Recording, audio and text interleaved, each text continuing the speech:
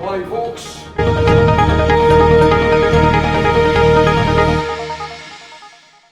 Good day, folks. This is Bob from BBD. Bobby broadcasts Delhi from his studio with his news and views on this lovely Monday.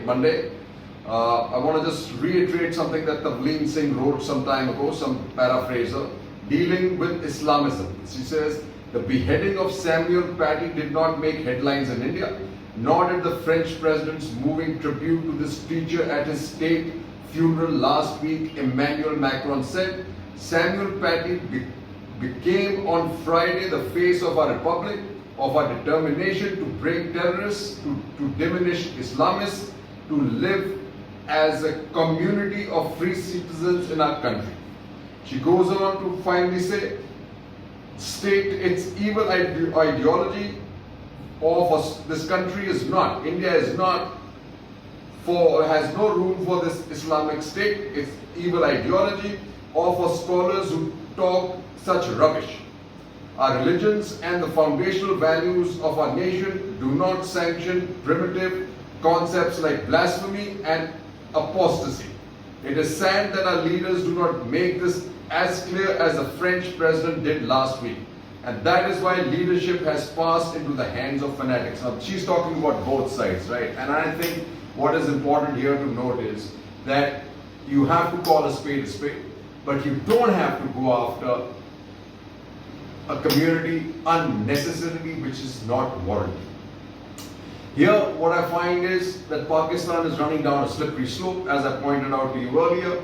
It's following what, no matter, just as when what Turkey says, Pakistan does it right on the dot. Turkish President Erdogan blasted President Macron, and Imran followed suit. But Pakistan itself is in trouble, right? As the Sharif slams army and ISI chiefs for interfering in politics. Sharif said PDM has risen against unconstitutional power that have made Pakistan hollow from inside. Our struggle is not against the incompetent and selected person Imran Khan, but against the ones who brought him into power. The two people, he said the names of individuals, because he said, I'm naming the individuals because I don't want the army to be defamed for the said acts of some generals. Very interesting. What do we have here? Breaking taboo, Pakistan reckons with its military. The middle class is widening and playing a bigger role in development, he said. They want the army to be confined to its institution roles so that it can conduct business. They want democracy, peace and rule of law. Maybe things are changing, but we got to be very careful on our border. Pakistan increases forces along border, says intelligence. We better be ready. Then Pakistan, by aligning with Turkey, is really missing the plot here. Israel and Emirates strike oil pipeline deal. India has to be right there. While that's happening, Sudan to normalize Israel ties with UAE, Bahrain. And further said Israel has no objection to sale of weapons to UAE. Israel drops objections to US sale of certain arms to UAE. This might include the F-35s. He says that after Sudan, Trump predicts Saudis to forge Israel ties. Important for Pakistan to note, and India is on the right side. And while we're talking about defense deals between and allying between the UAE and the US, remember, here's the one that India must nail down. Carbine deal, a benchmark for UAE firms to invest in India. Arms manufacturer Karakal keen to set up facilities. And I think here we really need to bell the cat and allow this and let it happen. And when we talk about China, just remember what a bear does. Bear picks up his foe and puts it on the ground and doesn't let it to get up. Watch the video after this and more after the break.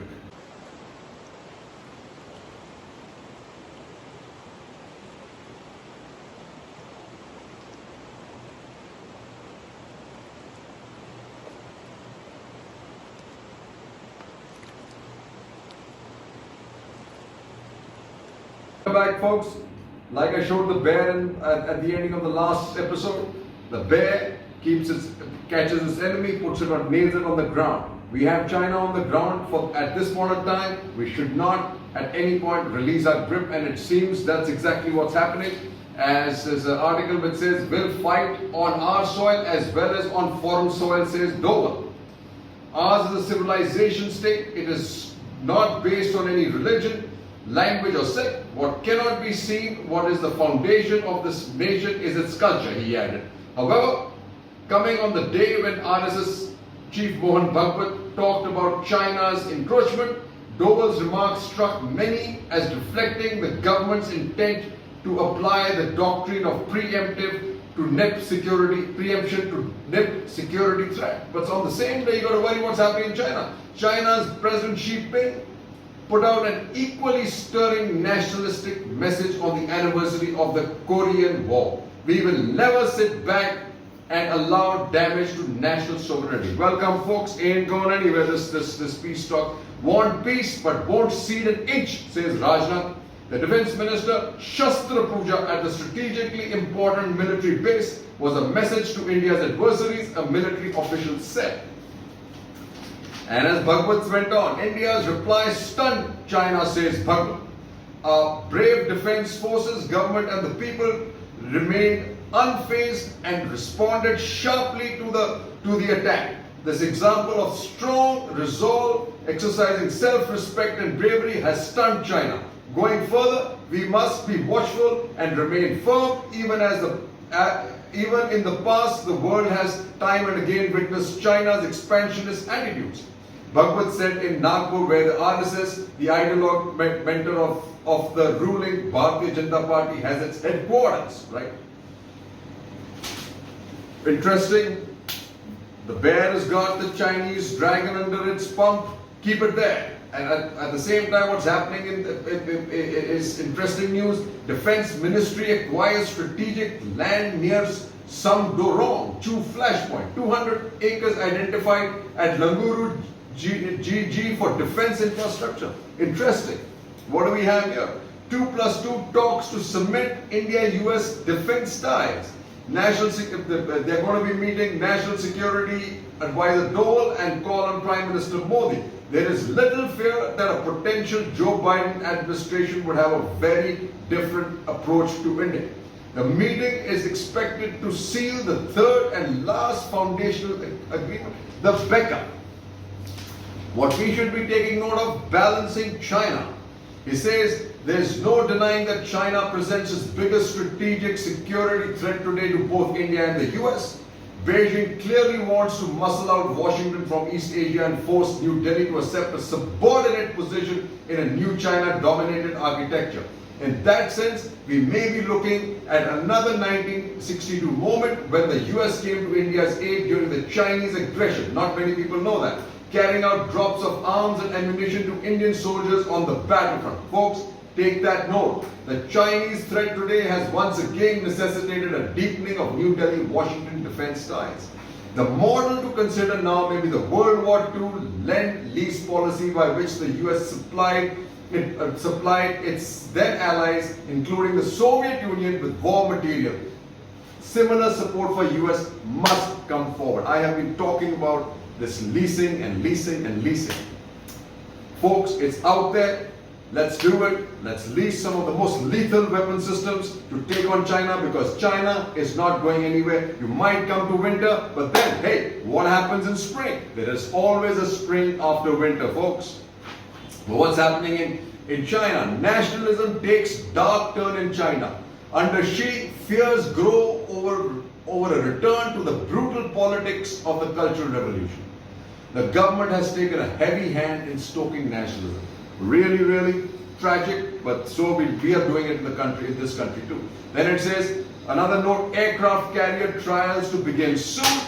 This is what is important, where the United States and India should be working, the kings of manufacture and development of aircraft carriers in the United States, and they should be holding our hands through this process.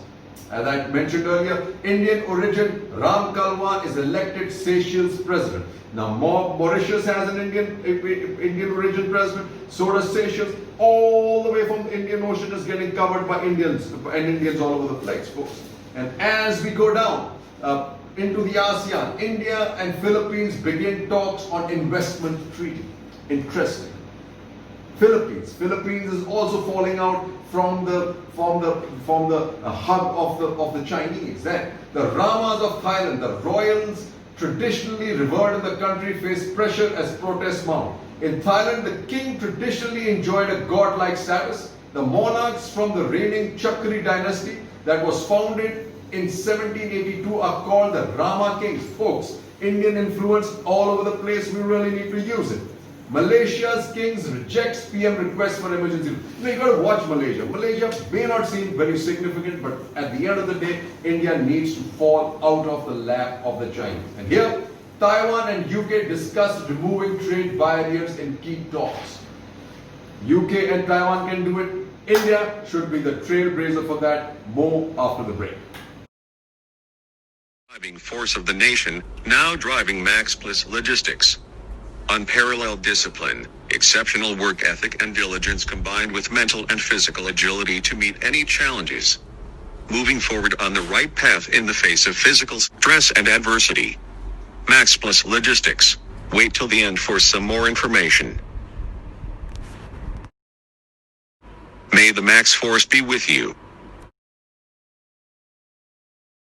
This is expanding on what Mohan Bhagwat said about its neighborhood. I would further drill down and focus on Maldives, Myanmar and Bangladesh. Let Nepal and Sri Lanka stew in their own juices, but refocus on Afghanistan big time, as you know, things are unstable there and it's going to have a critical impact on our national security, especially when you have things like this coming out of the Wall Street Journal. Extremist cleric is reminder of Taliban rule and perhaps a preview. An Afghan mullah who bans music and enforces segregation by gender. There's another article by Suhasini Aida. Once US leaves Pakistan, will gain more space in Afghanistan. And here what she writes is interesting. A debt he had to repay, that's what senior leader and former governor of Balkh province Atta Muhammad Noor says. He thought when he first heard the news that terrorists had attacked the Indian consulate in his capital of Mazar-e-Sharif in January 2016, within minutes the governor went there with his guards. And what he says is, we never forgot what India did for us when many other countries were supporting the terrorists and India supported him, right? Then diplomatic mission. Now, he says 4 years later, Mr. Noor is in Delhi on a diplomatic mission calling on India to take a keener interest in the Afghan situation that he fears will deteriorate if US forces pull out completely. What he goes on to say, when asked what he meant by proactive diplomacy, Mr. Noor said that during the talks in Delhi with external affairs, with the EAM and the FS, he says that for India to remain in the game, to have a robust presence in building regional consensus for peace, to help facilitate talks. And then he says, non-Pashtun leaders, this is important, right? Hear this. Mr. Noor's visit to Delhi follows invitation from the government to two other non-Pashtun Afghan leaders who were key commanders during the war against Taliban, Rashid Dostum and Abdullah. And what it shows is, in a signal that India is re-engaging with players it has not been in contact with more recently. But important. And what the ex-governor said, if need, we will come together to fight again. He says it won't be Northern Alliance, but the resistance will be thick. And it's important when you see what happened yesterday. Killing of an Al-Qaeda leader points to its link with Taliban Afghan government. And what it says is a threat from Al-Qaeda persists. Why does it persist? More telling is that almost all of the Al-Qaeda recruits captured in India have been found to have come from Lashkar-e-Taiba training grounds. While Pakistan military insists it has no relationship with Al-Qaeda, the Lakshar link and the manner in which Al-Qaeda conveniently aligns itself with Islamabad's interests seems more than just a coincidence. Important. And here is important. It says is the February deal between the US and the Taliban, which has already been under strain, could be further in trouble with one of its major conditions likely under threat. Under the deal, the Taliban is supposed to cut ties with the groups that threaten the security of the US and allies, including Al-Qaeda. But with this, the linkage is made, it'll find it difficult to leave. Jai Hind.